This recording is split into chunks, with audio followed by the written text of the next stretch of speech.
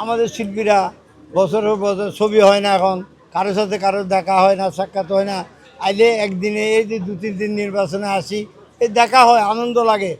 একসাথে কাজ করছি, অনেক বড় বড় শিল্পী আছে, অনেক জুনিয়র শিল্পীরাইও আমাদের সাথে আমাদের বন্ধুর মতন কাজ করছি, এদেরকে দেখি না। তো এখন তো এই উপলক্ষেই তো দেখা যায়, তো আনন্দের বিষয় এটা। এখন ছবি হয় না, এতগুলি লোক ইন্ডাস্ট্রিতে আইয়া দেখেন নির্বাচন দ্বারা, নির্বাচন বলেই তো আসছি আমরা।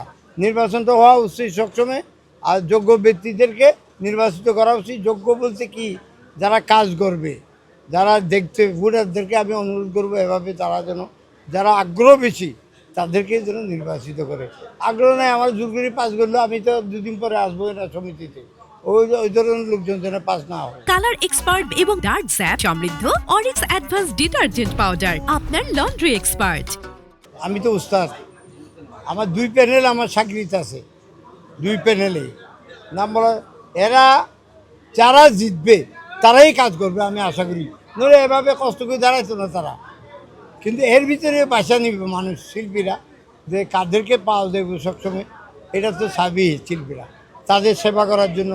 তাদের কোনো প্রবলেম হলো, দুস্থ শিল্পীরা কীভাবে আছে, কেউ কোনোদিন খবর নেয়, এরা এই সমিতি থাকলে যায় খবর নেয়। এই জন্য সমিতি নির্বাচনটা দরকার। সবাই শিল্পী, তারা জন্মলগ্ন থেকে বড় হয়েছে। আপনি কালকে আসি বড় শিল্পী হয়েছেন, এরা কি ছোটো থেকে বড় হয়েছে?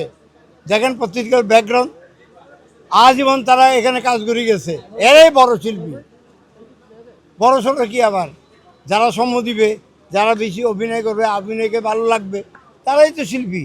আমি তো মনে করি তাই। আমি বড় হইয়া বাসায় বই থাকলে তো হবে না, এরা তো আসে না আগে, ওরা না এলে কি এরা বই থাকবে?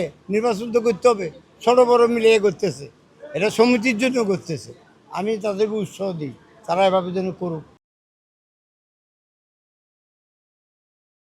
কালার এক্সপার্ট এবং ডার্ক স্যাপ সমৃদ্ধ অরিক্স অ্যাডভান্স ডিটারজেন্ট পাউডার আপনার লন্ড্রি এক্সপার্ট।